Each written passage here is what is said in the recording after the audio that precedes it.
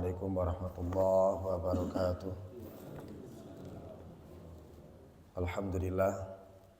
Alhamdulillahilladzi hadana lihada wa ma kunna linahtadiya laula an hadanallah. Wassalatu wassalamu ala Rasulillah Muhammad ibn Abdullah. Asyhadu an la ilaha illallah wahdahu la syarikalah wa asyhadu anna Muhammadan abduhu wa rasuluhu la nabiyya ba'dah amma ba'du. Alhamdulillah, puji syukur kehadirat Allah Subhanahu wa taala yang mana sampai detik ini, waktu ini Allah Subhanahu wa taala masih memberikan kepada kita semua kenikmatan, terutama nikmat iman Islam, nikmat sehat badan sekaligus nikmat akal yang sempurna yang menjadikan kita semua bisa melangkahkan kaki kita dari rumah masing-masing menuju masjid apa namanya nih? Masjid Baitul Ma'mur ya. Mudah-mudahan langkah kaki kita semua dari rumah menuju masjid ini dicatat sebagai amaliyah kebaikan oleh Allah Subhanahu wa taala yang nanti kita bisa menjemputnya di alam akhirat kelak. Amin ya Allah ya rabbal alamin. Kenapa nikmat iman Islam? Karena nikmat iman Islam adalah nikmat yang paling utama di antara seluruh nikmat. Nikmat iman Islam ini adalah nikmat yang paling utama di antara seluruh kenikmatan yang Allah berikan. Bahkan ada salah satu ucapan Sayyidina Ali karamallahu wajhah, tamamun ni'mat al-maut alal iman wal Islam. Paling sempurna kenikmatan yang Allah berikan kepada manusia yaitu kematian dalam keadaan iman Islam. Untuk apa seseorang memiliki harta banyak? Untuk apa memiliki jabatan tinggi, titel yang berjejer, harta yang berlimpah? Bahkan mungkin kalau kita istri 4 gitu kan. Kalau tidak didasari dengan nikmat iman Islam, maka semua harta, jabatan, pangkat, bahkan keluarga sekalipun itu akan mencelakakan, akan membinasakan. Sebaliknya, kita diberi oleh Allah harta, jabatan, pangkat, kedudukan, keluarga.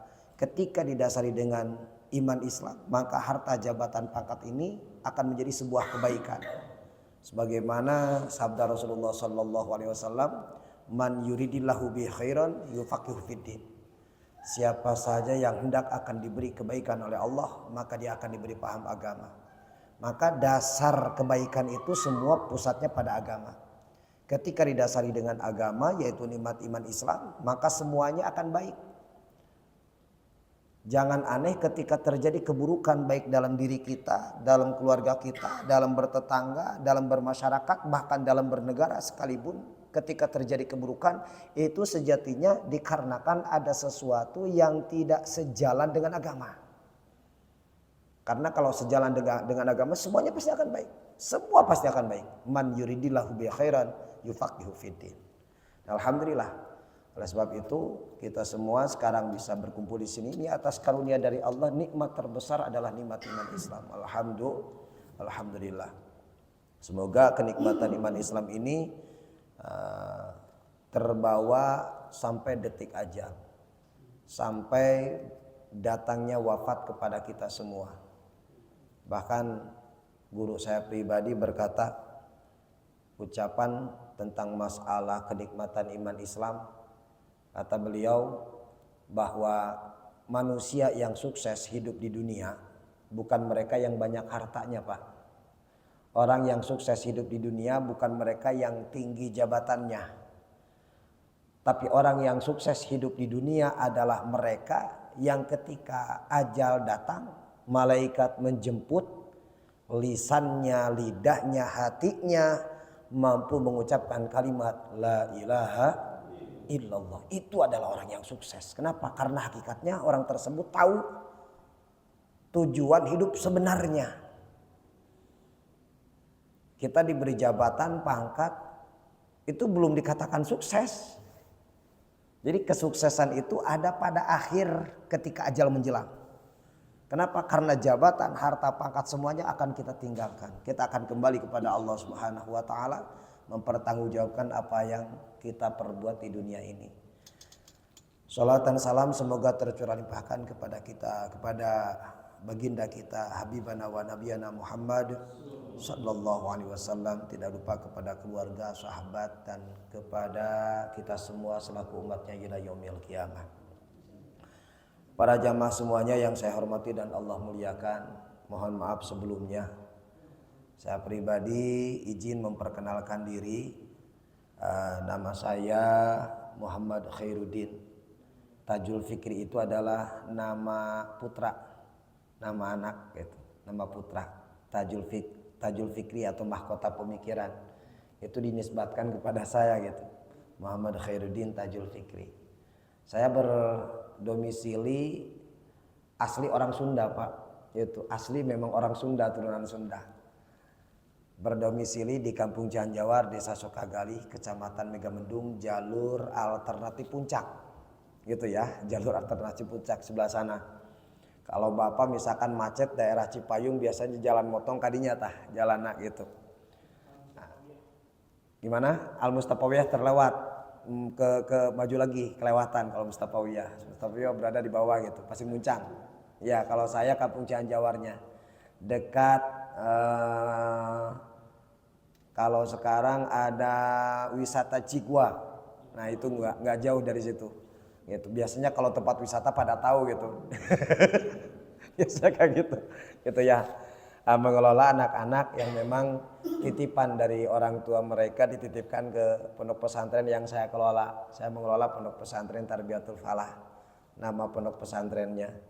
Dari mulai tahun 2011 mengawali pembangunan pondok pesantren hingga saat ini putra putri.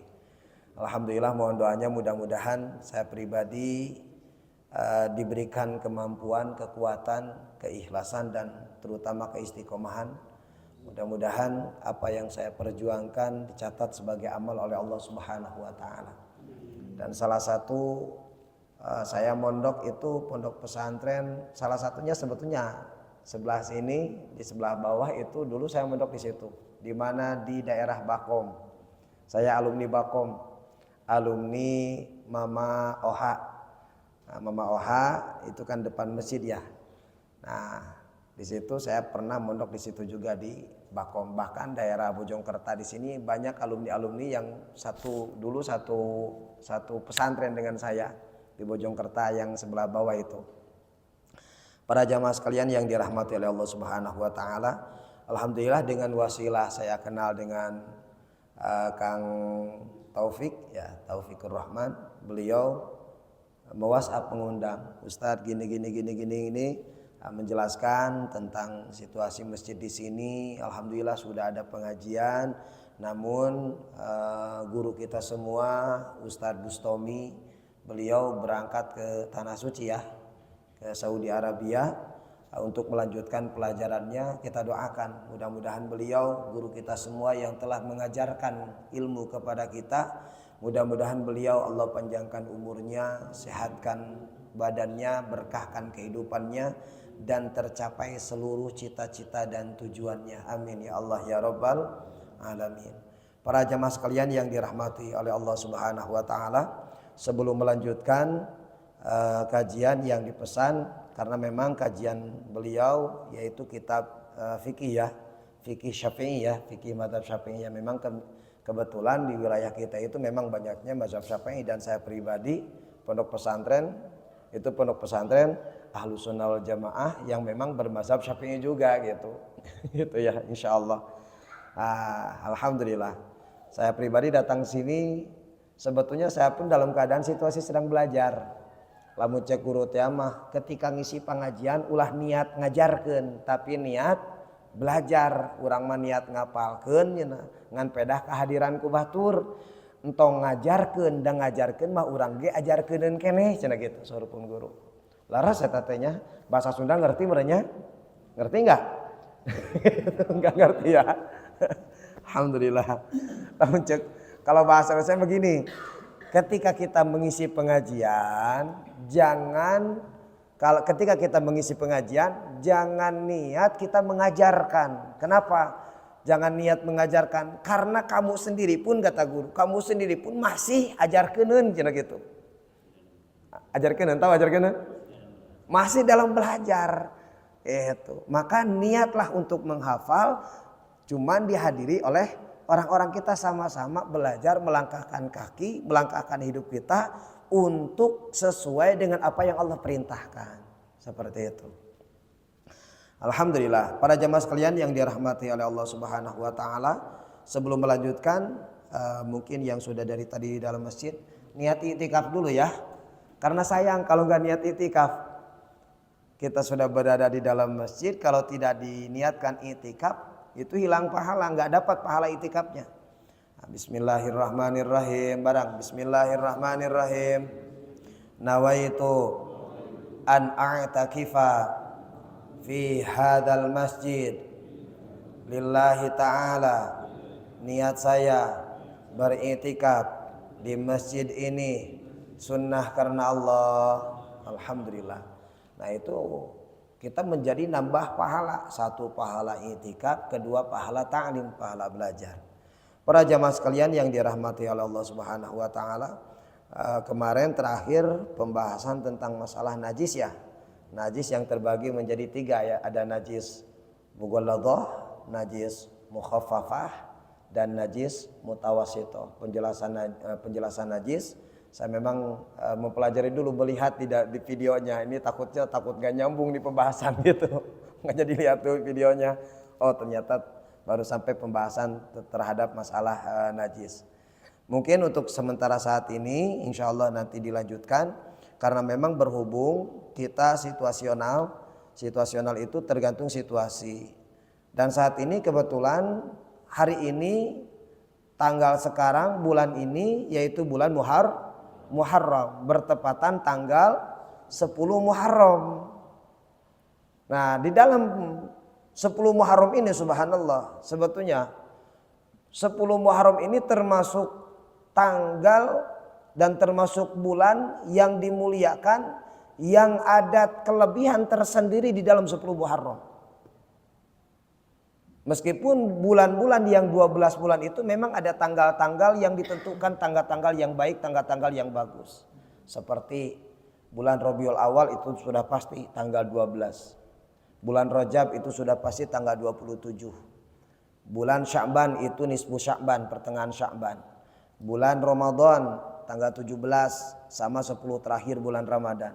Nah, ada tanggal-tanggal yang memang tanggal tersebut sangat bermakna bagi seluruh umat muslim. Termasuk salah satunya tanggal 10 Muharram atau disebutkan poenan Asyura gitu ya, hari Asyura. Hari Asyura itu adalah hari 10 di bulan Muharram. Memang ada apa di 10 hari bulan Muharram dan amalan apa yang disunahkan dikerjakan pada saat 10 Muharram. Saya sengaja ini bawa kitabnya. Nah, di sini kitab yang saya bawa adalah kitab Irsyadul Ibad karya Syekh Zainuddin Al-Maribari. Di sini ada beberapa hadis-hadis yang menjelaskan tentang keutamaan 10 Muharram. Akhrajan Nasa'i an Ali radhiyallahu anhu, in kunta shaiman ba'da syahri Ramadan fasum al-Muharram fa innahu syahrullahu fihi yaumun taballahu ala qaumin wa yatubu ala akharin. Dikeluarkan dari Imam Nasa'i, diriwayatkan dari Sayyidina Ali radhiyallahu anhu, kata Sayyidina Ali, in kunta shaiman ba'da syahri Ramadan, ketika engkau melaksanakan puasa, selesai melaksanakan puasa di bulan Ramadan, fasum al-Muharram, maka berpuasalah engkau di bulan Muharram. Fa innahu syahrullah, maka sesungguhnya bulan Muharram itu adalah bulannya Allah. Fihi yaumun taballahu ala qaumin, yang dimana di bulan tersebut Allah menerima taubatnya suatu kaum, wa yatubu ala akharin, dan Allah menerima taubatnya kaum-kaum di akhir, kaum-kaum masa kini. Jadi diperintahkan oleh Rasulullah sallallahu alaihi wasallam yang dikuatkan oleh Sayyidina Ali untuk melaksanakan puasa pada tanggal 10 Muharram. Harusnya tadi itu. Ya. Cuma nanti ada perbedaan antara kita dengan orang-orang Yahudi. Karena di sini ada salah satu keterangan an Ibnu Abbas anna Rasulullah sallallahu alaihi wasallam, diriwayatkan dari Imam Ibnu Abbas bahwa sesungguhnya Rasulullah sallallahu alaihi wasallam qadumal Madinah, suatu ketika Kanjeng Rasul datang memasuki kota Madinah. Fawajadal yahuda siyaman yauma asyura. Lalu Rasul mendapati orang-orang Yahudi melaksanakan puasa pada tanggal 10 Muharram. Ternyata orang Yahudi juga melaksanakan puasa pada tanggal 10 Muharram. Faqala lahum. Lalu Rasul berkata, faqala lahum Rasulullah sallallahu alaihi wasallam. Lalu Rasul berkata kepada orang Yahudi, kata Rasulullah, "Ma hadzal yaum alladzi tasumunahu." Hari ini adalah hari apa sih sehingga kalian ini melaksanakan puasa? Memang hari ini hari apa? Sampai-sampai kalian wahai orang-orang Yahudi melaksanakan puasa. Lalu kata orang Yahudi berkata, "Hadza yaumun azimun unjiyallahu fihi Musa wa qaumahu wa aghraqa fir'aun wa qaumahu fasamamahu Musa syukran fanahnu nasumuhu." Nah, kata orang Yahudi bahwa hari ini adalah hari yang agung, hari yang mulia, yang dimana di hari ini Allah Subhanahu wa taala anjallahu Musa wa qaumuhu. Allah telah menyelamatkan Nabi Musa beserta kaum-kaumnya. Jadi Nabi Musa diselamatkan dari kejaran Fir'aun itu pada tanggal 10 Muharram. Bahkan wa aghraqa Fir'aun, dan Allah menenggelamkan Fir'aun wa qaumahu beserta kaumnya itu pun pada tanggal 10 Muharram. Fasamamahu Musa syukran, maka Nabi Musa melaksanakan puasa dikarenakan bersyukur kepada Allah Subhanahu wa taala. Jadi Nabi Musa pada tanggal 10 Muharram itu lamun cek urang macet bahasa kita mungkin haul ya. Haul atas dirinya diselamatkan, setiap tanggal 10 Muharram Nabi Musa melaksanakan puasa. Nah, dikarenakan Nabi Musa melaksanakan puasa, panahnu nasumuhu, maka kami pun melaksanakan puasa. Makanya orang-orang Yahudi ini kan, orang-orang Yahudi mereka mengaku bahwa mereka ini adalah pengikut Nabi Musa. Yang kita tahu Nabi Musa itu yang Allah perintahkan dan Allah membawa risalah yang di dalamnya adalah kitab Taurat ya, kitab Taurat.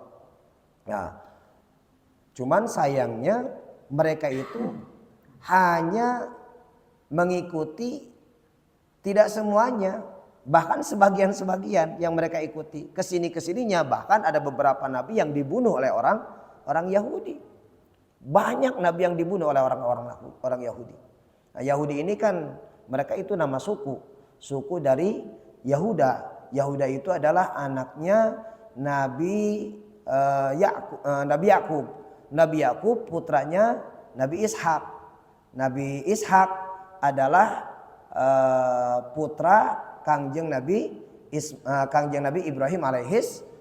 Jadi Nabi Ibrahim memiliki dua anak, Nabi Ismail sama Nabi Ishak. Nabi Ishak punya anak, anaknya Nabi Ishak ada Nabi Ishak punya anak yaitu Nabi Yakub. Nabi Yakub punya anak ada 11. Salah satunya adalah Nabi Yusuf. Salah satu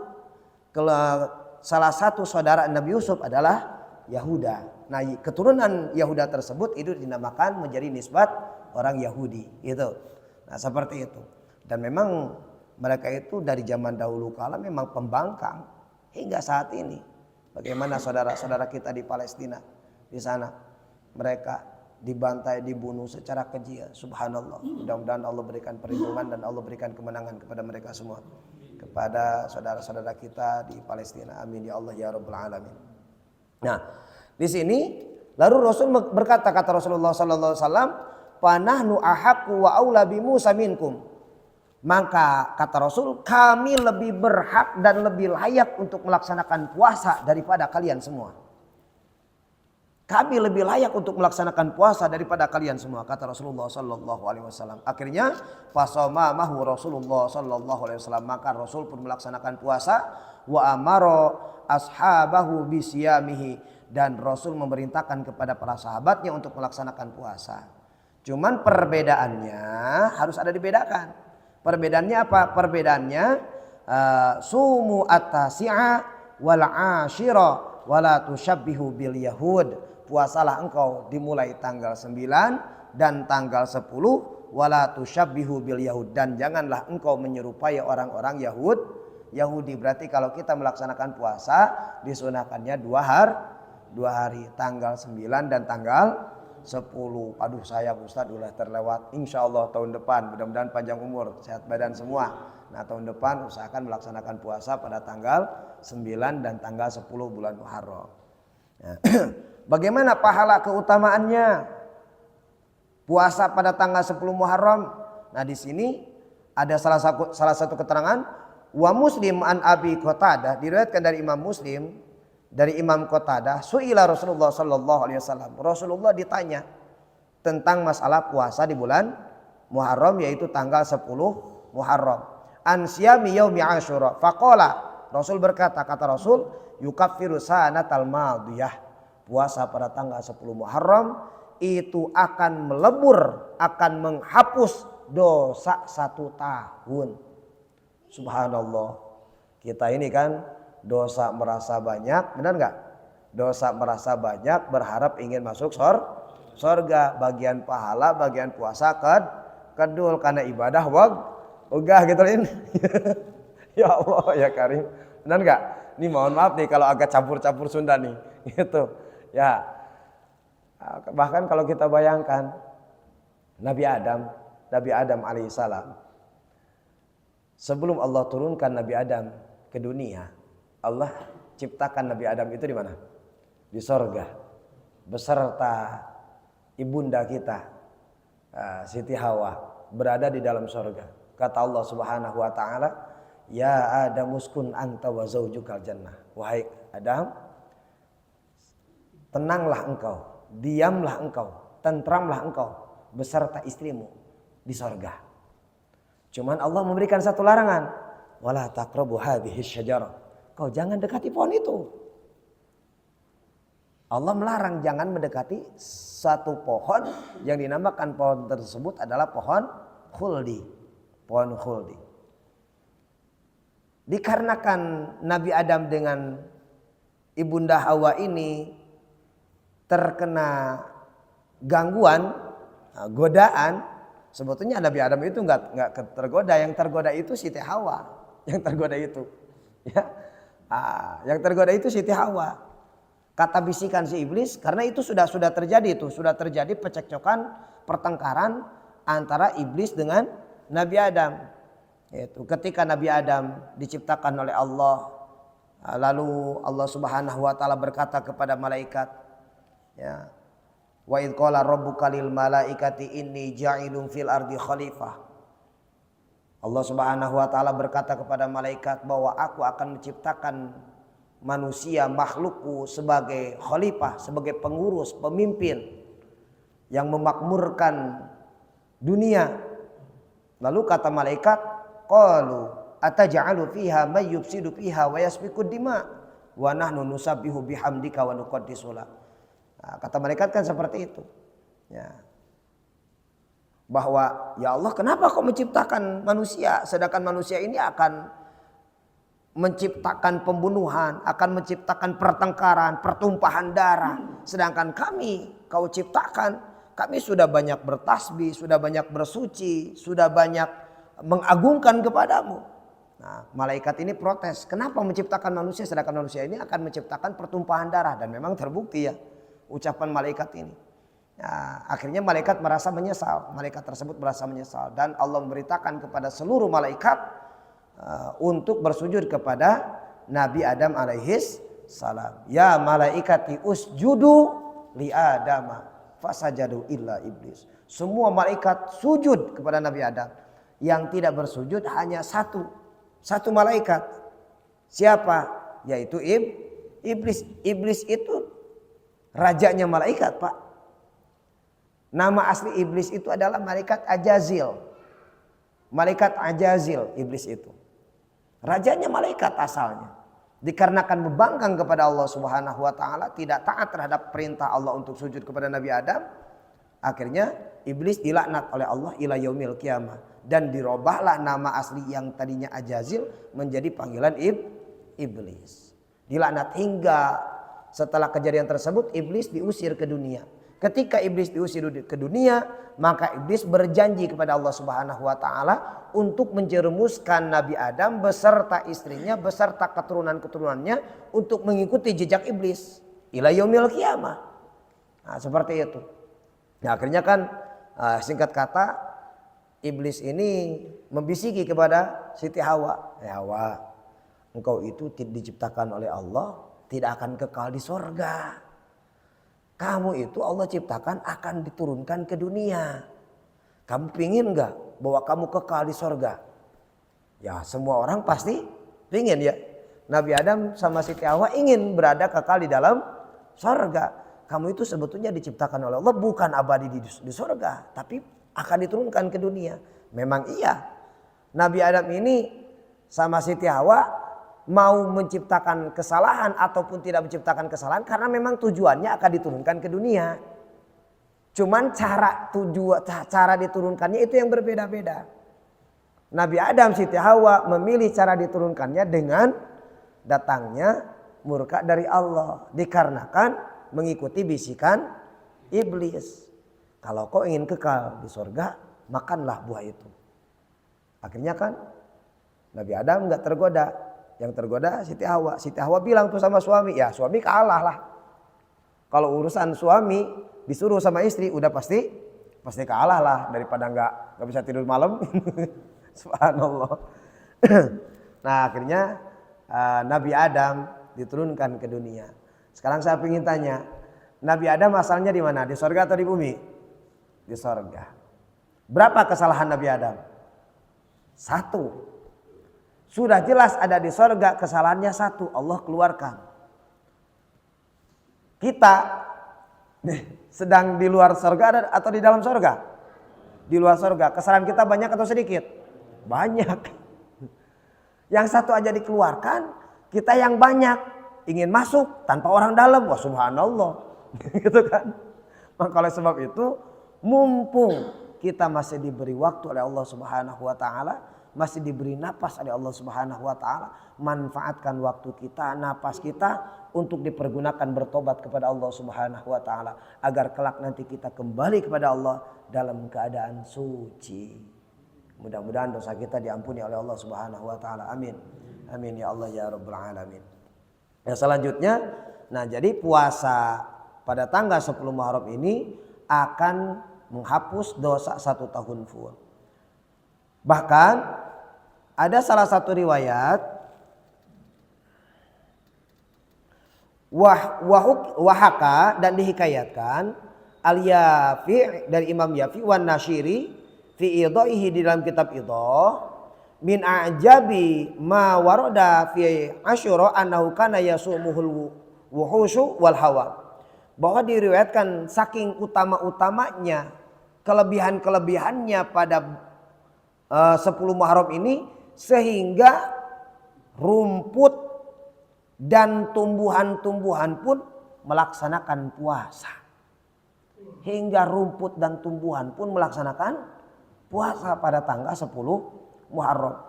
Bahkan kata Imam Fatah wa an Fathin bin Syahraf annahu qala kuntu afutu lin namli al khubza kulla yaumin falamma kana yauma Asyura lam ta'kulhu. Kata Imam Fatah bahwa aku selalu mencoba bahwa ketika datang tanggal 10 Muharram ya, afutu lin namli, saya suka membubuhkan roti. Jadi roti gula mungkin yang manis-manis ya diaurkeun ke tempat-tempat sarang semut ya. Lin namli osok mecahkeun ngabubukeunnya, meremukan ayeuna roti lalu di dekat-dekat sarang semut kulla yaumin setiap hari. Cuman fala makan yaum Asyura, ketika tiba pada tanggal 10 Muharram yaum Asyura lam takulhu, semut tidak memakannya. Subhanallah. Hingga hewan pun melaksanakan puasa. Hewan saja Pak tanggal 10 Muharram melaksanakan puasa. Kita kadang-kadang enggak ya, bahkan lupa mungkin. Nah, Ustadz, tapi saya tadi lihat Ustadz ada semut tadi makan gorengan saya yang ditaruh, berarti itu semutnya lagi ngagodin. Berarti semutnya itu lagi ngagodin, kernyemen mungkin semutnya gitu ya. Para jamaah sekalian yang dirahmati oleh Allah Subhanahu wa taala. Nah, itu salah satu keutamaan di dalam 10 Muharram. Bahkan ada salah satu keterangan yang lain di dalam kitab Tanbihul Ghafilin bahwa tanggal 10 Muharram ini dikatakan juga Idul Aitam, lebarannya anak-anak yatim. Ya, mungkin kita tahu ya, lebarannya anak-anak yatim, Idul Aitam. Sebetulnya nggak ada keterangan secara khusus tentang masalah keterangan secara khusus tentang masalah lebaran anak yatim secara khusus itu nggak ada. Cuman yang ada itu di dalam kitab Tanbihul Ghafilin, man masaha yadahu ala ra'sil yatim yauma asyura rafa'allahu ta'ala bikulli sya'rah darajah. Siapa saja yang mengusap rambutnya anak yatim pada tanggal 10 Muharram, maka Allah akan menaikkan derajatnya sebanyak rambut yang terusap. Kalau kita mengusap rambut anak yatim pada tanggal 10 Muharram, Allah akan menaikkan derajat kita sebanyak rambut yang diusap. Cuma jangan sampai rambut anak yatim kita kesak-kesak, diusak-usak, diberi duit tentunya. Gitu. Nah, intinya kita bersedekah. Kalau sedekah itu kapanpun, di mata pun, kepada siapapun silahkan saja. Cuman ada kelebihan tersendiri pada tanggal 10 Muharram. Makanya banyak, jangan aneh ya. Kalau misalkan ada tetangga kita, saudara kita di masjid mana mengadakan acara santunan 10 Muharram. Itu. Bahkan di sini jangankan kepada anak yatim ya. Di sini ada salah satu keterangan, man wasa'a ala iyalihi yauma asyura wasa'allahu alaihi fi sanati kulliha. Siapa saja yang meluaskan kepada keluarganya, misalkan kita biasa memberi nafkah per hari itu 100.000 kepada istri kita untuk belanja. Nah, dikarenakan bulan Asyura kita berikan agak lebih, nih 500.000. Kan mereka senang tuh. Ajak istri kita, anak kita jalan-jalan, makan di restoran, berikan kebahagiaan yang berbeda di tanggal 10 Muharram. Maka di sini keterangannya wasa'allahu alaihi fi sanati kulliha. Maka Allah akan meluaskan rizkinya kepada keluarga tersebut di dalam setiap tahun. Subhanallah. Makanya berbeda. Nah, itu kepada keluarga. Nah, begitu pun dikaitkan kepada anak yatim pun sama. Gitu ya. Insya Allah. Saya mohon maaf untuk berhubung sekarang kebetulan pada tanggal 10 Muharram, maka menjelaskan tentang keutamaan 10 Muharram. Para jamaah sekalian yang dirahmati oleh Allah Subhanahu wa taala, untuk kajian fikih mungkin melanjutkan kajian yang saat ini akan menjelaskan tentang masalah kemarin, masalah itu ya, masalah najis. Saya membawa ini kitabnya adalah kitab Fathul Qorib. Kitab Fathul Qorib ini karya Imam Ibnu Qasim. Imam Ibnu Qasim Al-Ghazi. Ghazi itu apa? Ghazi itu nama tempat. Tempat di mana Ghazi? Ghazi itu Gaza yang sekarang sedang dimusnahkan, membabi buta. Itu. Gaza itu subhanallah memang dari zaman dahulu kala tempatnya para ulama. Imam Ghazali dari Gaza juga. Ibnu Qasim Al-Ghazi dari Gaza juga. Makanya Gaza atau Palestina ini itu buminya para rasul, buminya para ulama, buminya tempat para pejuang. Sampai kapan pun nggak akan bisa orang-orang Yahudi untuk memusnahkan secara menyeluruh, itu kagak bisa. Bahkan insya Allah dalam waktu dekat Islam akan tegak kembali dan akan memenangkan di dalam setiap perjuangan para pengemban dakwah Islam, insya Allah. Amin ya Allah ya Rabbal alamin. Nah, melanjutkan dikarenakan kemarin menjelaskan tentang masalah najis ya, bahwa najis itu terbagi menjadi 3. Ada najis mughalladhah, najis mukhaffafah, dan najis mutawassithah. Para jamaah sekalian yang dirahmati oleh Allah Subhanahu wa taala, mungkin untuk saat ini saya menjelaskan tentang masalah kulit bangkai. Ya, masalah kulit bangkai. Wa juludul maitati, adapun kulit bangkai Ini secara hukum kulit bangkai ini boleh suci atau tidak nih? Misalkan kita punya ternak kambing, lalu kambing itu mati. Nah, kalau bangkai, secara hukum bangkai itu najis. Bangkai itu najis. Lalu bagaimana nih jika kita manfaatkan kulitnya nih? Bangkainya sudah jelas najis. Cuman ini kulitnya nih, kita manfaatkan. Kulitnya dijadikan jaket kulitnya. Nah, atau dijadikan sepatu kulit, dijadikan tas kulit, terus dijadikan peci dari kulit. Itu boleh atau tidak? Nah, di sini wajuludul maitati, adapun kulit bangkai tatuhuru bid-dibagi, itu bisa menjadi suci bid-dibagi dengan cara dibersihkan. Bagaimana maksud dibagi di sini? Maksud dibagi di sini yaitu dibersihkan dengan cara diambil sisa-sisa makanannya, sisa-sisa dagingnya yang bisa dimakan. Itu dibuang tuh sampai benar-benar terlihat kulitnya. Lamun cek urang mah gagajihananya, gaji-gajinya itu dikerok.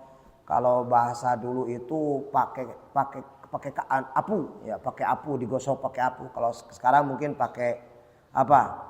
Pakai sabun ya, pakai sabun benar-benar bersih, suci. Nah, setelah itu dijemur, setelah dijemur bisa dipergunakan. Jadi kulit bangkai itu bisa jadi suci dengan cara disamak. Artinya disamak itu dibersihkan sisa-sisa dagingnya. Terkecuali ila jildul kalbi, terkecuali kulit anjing, wal khinziri, dan kulit babi. Nah, kulit anjing dan kulit babi ini itu sampai kapanpun tidak bisa suci. Kenapa? Karena sambung kepada keterangan yang kemarin, hidupnya saja mereka itu sudah najis, bangkainya pun tetap najis, bulunya najis, kulitnya najis. Bahkan najisnya najis terberat. Najis apa? Najis mughalladho. Andai kata terkena kepada kita kemarin, terkena kepada kita, harus dibersihkan, dicuci. Berapa kali dicucinya? 7 kali. Salah satunya menggunakan tanah. Yang jadi pikiran, kenapa sih Islam memerintahkan dengan tanah? Subhanallah. Ternyata Pak, hikmah kegunaan untuk dibersihkan menggunakan tanah dikarenakan karena kulit babi dan anjing ini, mereka ini binatang yang memang mempunyai cacing pita yang berbahaya di dalam tubuhnya.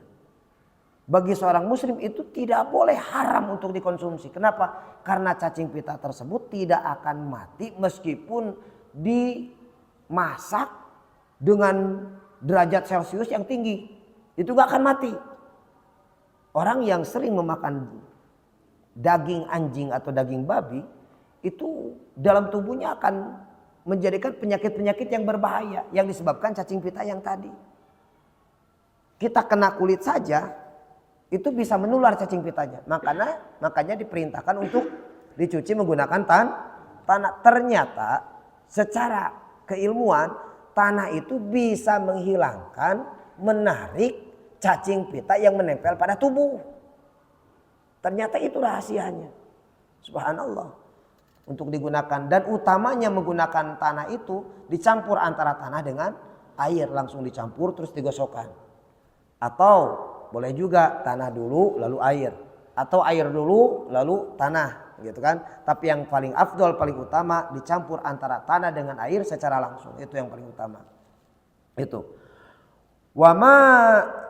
Wama tawalladu minhuma, dan begitupun sesuatu yang turunan-turunan dari anjing dan babi. Berarti anak-anak anjing dan babi tetap mereka tidak bisa disucikan, tidak bisa digunakan kulit dan apapun yang berada pada tubuhnya.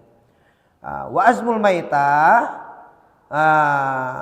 dan kulit tulang bangkai, wa syarruha, dan rambut bangkai, najsun, itu najis. Jadi tulang bangkai, baik bangkai tersebut bangkai hewan yang bisa dimakan ataupun bangkai hewan yang tidak bisa dimakan, dan beserta rambut-rambutnya itu dihukumi najis. Dihukumi najis. Kalau dihukumi najis berarti tidak sah kalau terbawa ke dalam sholat. Contoh, mungkin ada bapak-bapak yang merokok, terus pakai apa tuh? Angklong. Cangklong tersebut terbuat dari gading gajah atau terbuat dari tulang. Itu bisa najis tuh. Terbawa ke kantongan, kabawa ada sholat, itu sholatnya bisa nggak sah tuh. Kenapa nggak sah? Karena membawa najis. Itu membawa najis. Nah, ilal adamiyah terkecuali manusia. Nah, kalau manusia itu nggak najis. Mungkin kalau di perkampungan kan suka ada kayak gini ya. Ini yang saya alami. Ada orang yang meninggal. Jangan dulu diajiin, belum dimandiin katanya gitu. Jangan dimandiin, belum dimandiin, harus dimandiin dulu. Udah dimandiin baru boleh diajiin. Kalau saya berpendapat mau belum dimandiin ataupun sudah dimandiin, kalau mau ngaji ya ngaji aja silakan, nggak jadi masalah. Itu ya. Mau mayat tersebut belum dimandiin ke atau sudah dimandiin ke, kita yang mau ngaji ya kita mau ngaji saja. Itu nggak jadi penghalang dikarenakan mayat belum dimandiin. Itu. Ini kadang-kadang di perkampungan seperti itu. Jadi sekali lagi bahwa seluruh bangkai itu bisa suci, kulitnya bisa digunakan, diambil, dimanfaatkan. Nah, terkecuali kulit bangkai yang tidak bisa dimanfaatkan adalah kulit bangkai babi dan kulit bangkai anjing. Adapun tulang dan bulunya bangkai itu dihukumi najis. Lalu bagaimana misalkan di karpet nih, misalkan ada bangkai tersebut bulu hewan seperti kadang-kadang bulu kucing ya, atau bulu apa lagi, bulu ayam ya. Nah, kalau memang misalkan sedikit itu dima'fu, nggak jadi masalah. Tapi kalau banyak itu bisa menjadikan sebuah najis. Kalau banyak, makanya harus dibersihkan. Nah, misalkan seperti laron ya, laron. Nah, usahakan kalau lampu nyala terus banyak laron, matikan. Kenapa? Karena laron tersebut itu ketika mati kita tahu sengaja kena, itu bisa jadi sholat kita bisa jadi nggak sah. Karena najis itu terbagi Pak, najis nanti terbagi. Nah, najis itu ada najis yang dima'fu atau dima'fu di dalam air, tapi tidak dima'fu di dalam sholat. Ada yang najis tersebut dima'af di dalam sholat, tapi tidak dima'af di dalam air. Ada yang tidak dimaaf di dalam sholat, tidak dimaaf di dalam air. Contoh, ada najis dima'fu di dalam air, artinya gak jadi masalah di dalam air, dianggap sah. Tapi tidak dima'fu, tidak dimaaf, menjadikan batal di dalam sholat. Seperti najis binatang, yang binatang tersebut tidak mempunyai mengalir darah. Seperti cicak, kecoa, lalat, laron. Kita punya air nih, airnya 1 ember. Airnya ingat, air sedikit. Kita punya airnya 1 ember. Lalu ada bangkai. Bangkai apa? Bangkai cicak. Selama air tersebut tidak robah yang 3, tidak robah warnanya, tidak robah rasanya, dan tidak merobahkan baunya, maka cukup cicaknya diambil, dibuang, maka air tersebut masih bisa digunakan untuk wudu. Selama tidak merubah yang tadi, warna, rasa, dan bau. Ada bangkai lalat, cukup diambil lalatnya dibuang, maka air tersebut tetap sah. Tapi lalat tersebut, cicak tersebut nempel kepada tubuh kita, bangkainya, lalu kita sholat, maka sholat kita nggak sah. Kenapa? Karena kita membawa bangkai. Dimaaf di dalam air, tapi tidak dimaaf di dalam sholat. Paham? Ada juga najis yang tidak dimaaf di dalam air, tapi di dalam sholat dimaaf. Seperti apa? Seperti najis nanah. Kita punya bisul. Ya, penyakit bisul. Kita punya air nih, air 1 ember. Bisul tersebut nanahnya masuk ke dalam ember. Bercampur dengan air yang lain. meskipun tidak merubah rasa, warna dan bau, air tersebut tetap dihukumi jadi najis. Bisa dipaham ya? Tidak bisa digunakan untuk wudu. Kenapa? Tertetesi air nanah. Paham? Tapi ketika kita sholat, Allahu Akbar, lalu air nanah tersebut keluar, selama keluarnya sedikit ya, yaitu keluar, sholatnya batal enggak? Enggak batal. Tulisin aja. Meskipun nanah tersebut nempel kepada baju kita, nempel kepada sorban kita, nempel kepada celana kita, tetap sah sholatnya. Karena nanah di dalam sholat selama nanah tersebut sedikit, itu dima'fu, artinya dimaaf. Bisa dipahami? Ya, ada juga najis yang memang tidak dimaaf di dalam sholat, tidak dimaaf di dalam air. Contoh seperti najis yang memang bangkai tersebut bangkai yang mengalir, seperti bangkai tikus, sudah jelas ya dalam air nggak sah. Ketika sholat bawa bangkai tikus itu sudah jelas tidak sah. Ada juga najis yang dimaaf di dalam air, dimaaf di dalam sholat. Seperti apa? Seperti najisnya yang berada di bawah kaki lalat. Ada kotoran, lalu ada lalat. Lalat nempel ke dalam kotoran. Kakinya tuh nempel, lalu lalat tersebut makan. Udah seperti itu lalat terbang, udah terbang masuk ke dalam air, minum, udah minum, otomatis kan di dalam kaki lalat itu pasti membawa kotoran, masuk ke dalam air, dia minum, lalu dia terbang lagi, udah terbang, masuk lagi ke kotoran lagi, terbang lagi, nempel sama orang yang sholat, otomatis sedikitnya pasti ada najis. Nah itu najis tersebut dima'fu di dalam air, dima'fu di dalam sholat. Bisa dipahami ya? Nah seperti itu. Insya Allah mudah-mudahan kajian ini bermanfaat. Khusus untuk saya pribadi, umum untuk kita semua. Sekali lagi mohon dimaaf jika ada kesalahan dari penyampaian, kesalahan dari pembacaan. Mudah-mudahan Allah Subhanahu wa taala mengampuni kita semua. Untuk selanjutnya mungkin saya kembalikan kepada Kang Taufik seperti apa selanjutnya. Biasanya ada diskusi tanya jawab atau enggak? Ada ya? Hah? Enggak ada? Ada yang pertanyakan silahkan. Kalau misalkan mau ada dipertanyakan. Mungkin sebelum di akhir ditutup dipersilahkan untuk mempertanyakan sesuatu yang berhubungan ataupun di luar tema yang sekarang silahkan. Enggak? Silakan. Mau tanya pada saat darah dari nyamuk, kalau di sholat ada nyamuk, refleks ada darah. Ada darahnya. Kalau nggak di badan di baju. Iya. Itu najis langsung batal. Nyamuknya ketika jangankan ini ya, di dalam salah satu pembatalan sholat wadarbul mufritoti, pukulan dengan keras itu bisa membatalkan sholat. Bagi laki-laki memukul dalam sholat, memukul, melangkah yang kencang, memukul dengan keras itu bisa membatalkan sholat. Bagaimana misalkan mukulnya kita pelan, ada nyamuk, bangkai nyamuknya ada nempel, itu bisa batal sholatnya. Kenapa? Karena termasuk bangkai. Paham ya? Nah, makanya tadi kan pembahasan awalnya laron ya. Pembahasan awalnya laron.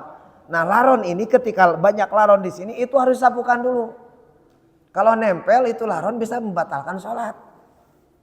Bisa dipahami ya? Kalau kita tahu. Kalau memang kita nggak tahu ternyata ada bangkai ya sah-sah saja.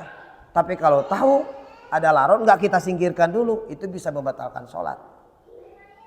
Nah, adapun darahnya yang tadi, darahnya ketika sedikit itu tidak batal. Misalkan kita tepak, terus nyamuknya jatuh, kita nggak tahu nyamuknya sebelah mana nih, ada sisa darahnya, itu sah nggak sholatnya? Tetap sah. Tapi kalau tahu ada bangkainya nempel juga di situ, itu wajib bangkainya harus dibuang, harus dibuang seketika. Itu kalau tidak dibuang, itu bisa membatalkan sholat. Kenapa? Karena ada najis. Yang jadi najis itu adalah bangkainya. Paham ya? Kalau darah itu dima'fu, sedikit dima'fu. Sama seperti nanah tadi, sedikit dima'fu. Bisa dipahami ya? Nah, ada juga yang bertanya, Ustadz, bagaimana nih kita punya anak kita belum dikhitan, ikut ke masjid. Atau kita punya anak kita pakai pampers, ikut ke masjid, terus sholat, kena sama kita, itu sholatnya batal apa enggak? Ada yang tanya gitu, ada. Mungkin jadi pertanyaan bagi kita ya. Kita jadi ragu kan, ingin bawa cucu kita, anak kita ke masjid yang belum dikhitan, kita jadi ragu, bahkan sampai kita ngelarang-larang kepada mereka, udah jangan dulu bawa ke masjid lah, nanti batalin sholat. Lalu bagaimana sesungguhnya itu hukumnya? Sebetulnya hukum tersebut, hukum membawa anak kecil ke masjid, itu silakan saja, boleh saja. Yang membatalkan tersebut ketika kita sengaja menempelkan diri kita kepada dia.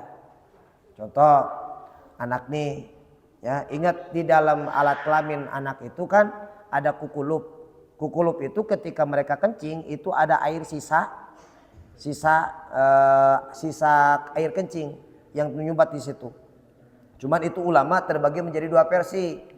Ada yang menganggap itu bisa dianggap sebagai suci termasuk bagian dalam.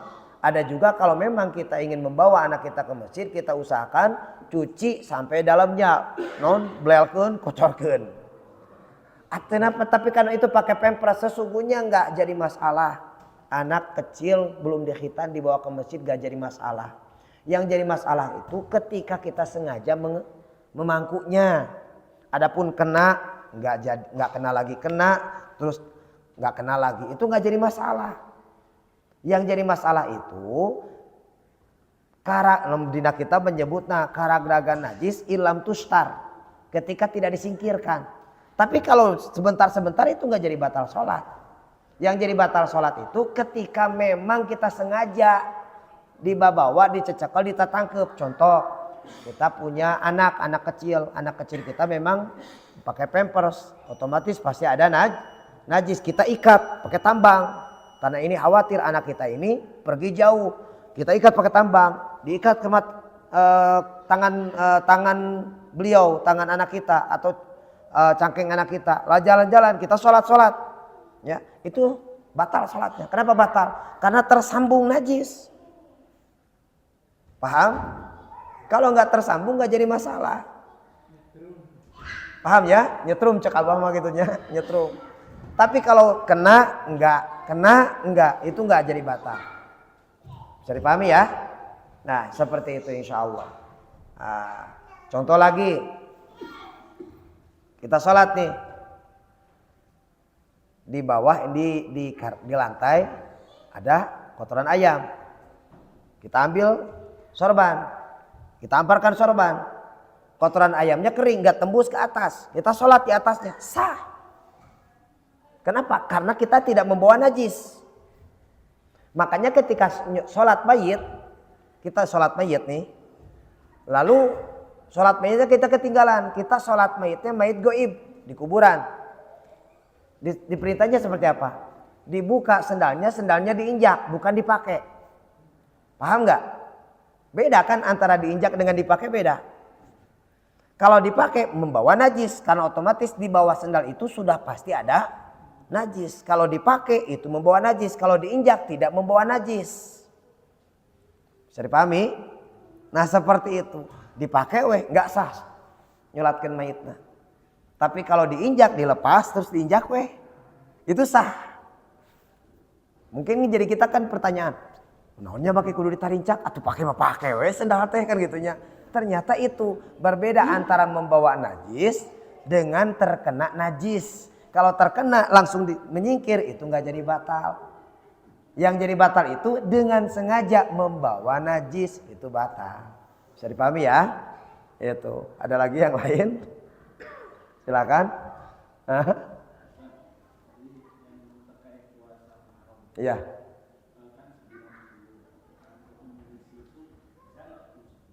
Menyelisih.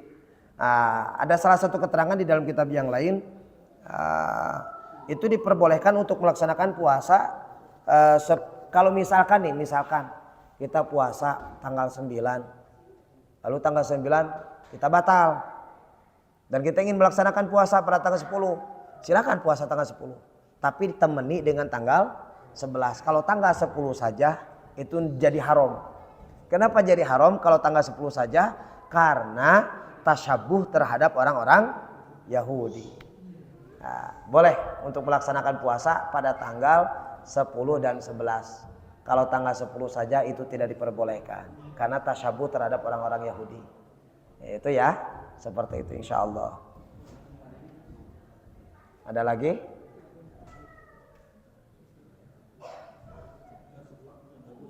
Ada lagi?